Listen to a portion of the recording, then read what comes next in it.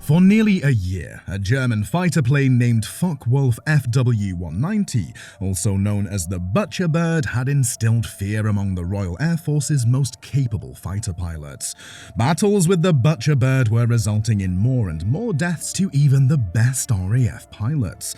However, the Butcher Bird soon met its match when it went up against James Edgar Johnson, aka Johnnie Johnson. Johnson's cockpit talents were world-renowned, and he had an incredible ability to predict opponent maneuvers and thus compiled a very impressive victory record. The lone German pilot in the Butcher Bird that was facing him would soon learn what made James Edgar Johnson the most successful Western Allied ace.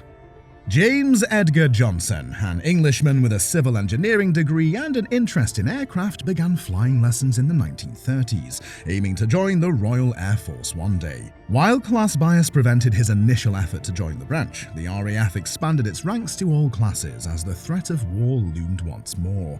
Johnny was permitted to apply, but was rejected again, this time due to a lingering injury to his collarbone which he had sustained during a rugby match. Undeterred and eager to serve his country, he joined the Leicestershire Yeomanry, a territorial army regiment.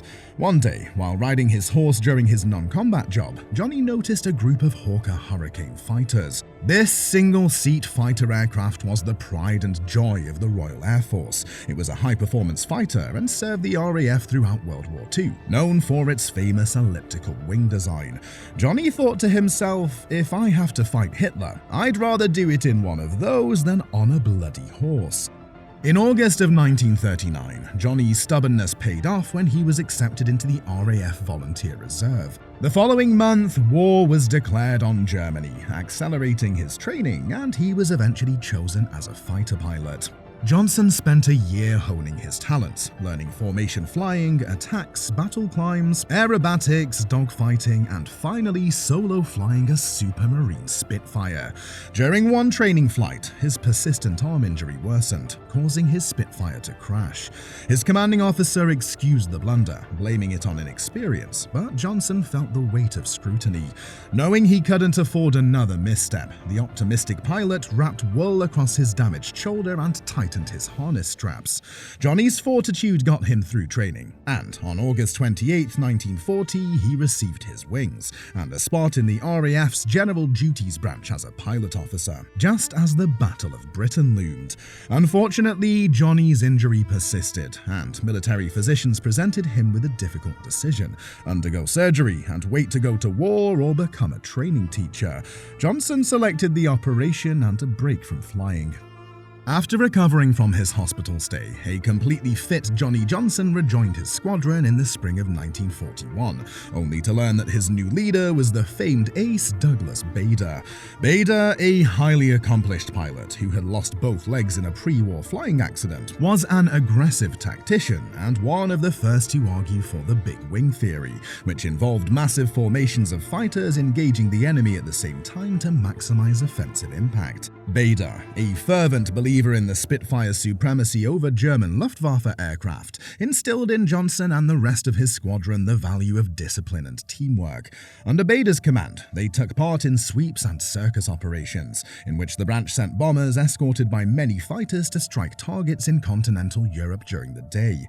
The purpose of these operations was twofold: to entice German aircraft into a conflict and offer combat experience for novice pilots like Johnson. This tactic sparked much debate, but Johnson was prepared for the challenge. On June 26, 1941, Johnson was flying with Douglas Bader's No. 616 Squadron above Lille, France, when the formation was in a brutal battle with the Luftwaffe. Johnson became entangled in a dogfight with a German Messerschmitt Bf 109. Johnson successfully outmaneuvered his opponent and was able to shoot him down. Johnson's first verified aerial victory boosted the pilot's confidence. Johnny returned to battle several more times over the next month, resulting in 2 more Bf 109s killed, 2 more damaged, and a shared claim on another. Sadly, however, August revealed a terrible reality of war. On the 9th, while covering a bombing attack near Pas-de-Calais, France, Bader broke the rules by flying with malfunctioning equipment. In the ensuing duel with German aircraft, his Spitfire was damaged. Bader safely parachuted from his aircraft, but he had no hope of avoiding capture by the Germans in occupied France.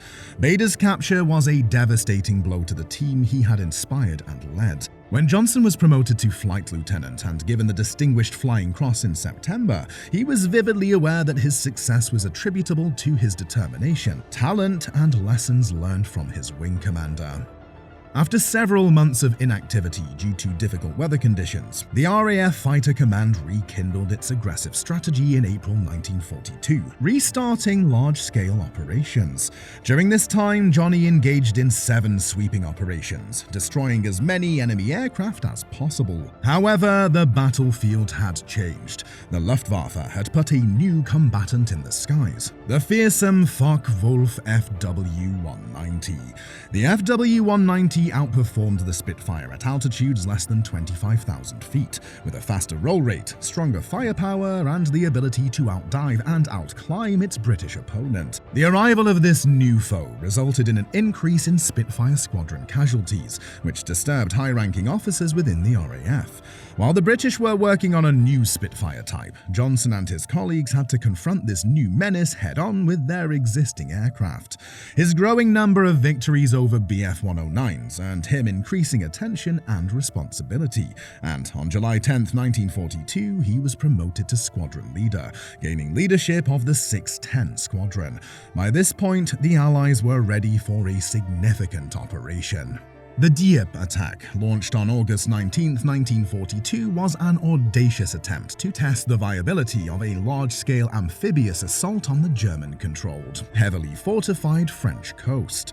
On this high-stakes day, Johnson, commanding the 610 Squadron in Operation Jubilee, was tasked with providing air support for the invading force while also fighting German aircraft. The operation put Johnson's leadership abilities to the ultimate test. Throughout the day, Johnson's squadron was relentlessly attacked by waves of German fighters, meeting approximately 50 Bf-109s and FW-190s in various configurations. That morning, Johnson shot down his first FW-190, which crashed into the sea. He also helped another of his men bring down a Bf-109F. In September 1942, the 610 Squadron was sent to RAF Castleton for the remainder of the year to protect the Royal Navy fleet at Scapa Flow. Following Christmas, Johnson was promoted to wing commander and took command of the 172 Kenley Wing, which was mostly made up of Canadians. The new year brought a new weapon into their arsenal, the Spitfire IX. It was designed to compete with the powerful FW-190, which had an improved engine and more firepower. This new aircraft performed admirably at both high and low altitudes, and its greater maneuverability allowed pilots to dominate in close-quarter dogfights against German aircraft. Johnson's first encounter with an FW-190 in the new Spitfire was in February 1943, and it ended in a victory. Satisfied with its performance, he chose the Spitfire IX as his new aircraft. By the autumn of 1943, Johnson had 25 verified kills. After a well-deserved 6-month sabbatical, Johnson returned to lead the 144 wing in March 1944. As another demonstration of Johnson's abilities, let's look at what occurred on August 23, 1944. In an otherwise routine battle, Johnson defeated 2 FW-90s in Normandy, but in the aftermath of the battle, he found himself isolated and separated from his wingmates. Mistakenly, he joined a squadron of 6 enemy planes after misinterpreting them for friendlies. Johnson quickly escaped into the sun's bright light, dodging the assailants. His Spitfire was damaged in the wing root, but the supercharger's boost saved him. Undaunted, he switched Spitfires back at the base and re-entered the battle. Finally, on September 27, 1944, Johnson ambushed and downed a German Focke-Wulf 190, his 38th win, making him one of the most accomplished pilots of the Second World War. In the spring of 1945, he was promoted to group captain and assigned command of the 125 wing. After the war, Johnson remained in the Royal Air Force, serving in Korea, Germany, England, and the Middle East before retiring as an Air Vice-Marshal in 1966. But he did did not stop there, as he turned his extensive experience into a series of influential bucks. Today, Johnnie Johnson is remembered as one of history's most successful aces, and is regarded as a major authority on World War II air warfare. Thank you for joining us on our adventure through history today. If you loved this journey, please like, share, and subscribe.